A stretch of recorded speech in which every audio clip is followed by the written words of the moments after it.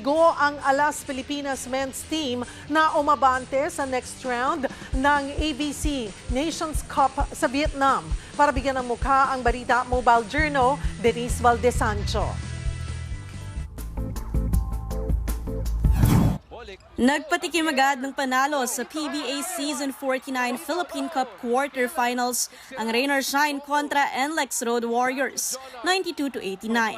Mula 16-point lead ng Elasto Painters, unti-unting nakakabawi ang Road Warriors. To the rescue si Jonard Clarito matapos magpaula ng 20 points and 21 rebounds.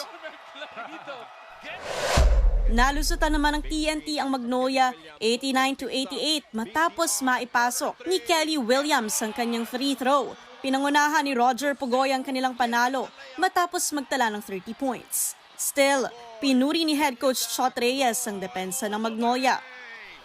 Well, we made a concerted effort to cut down our turnovers because the last game we had 23. And we lead the league in the fewest number of turnovers. It was very uncharacteristic of us.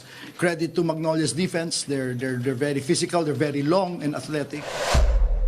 Nagwakas na ang playoff bid ng Alas Pilipinas men sa ABC Nations Cup sa Bahrain. Yan ay matapos silang talunin ng Chinese Taipei in 4 sets, 25-19, 23-25, 30-28, 25-20. Pero nag-init pa rin si Mark Espejo with 26 points. Nasa classification phase na ang Alas men para sa kanilang final ranking.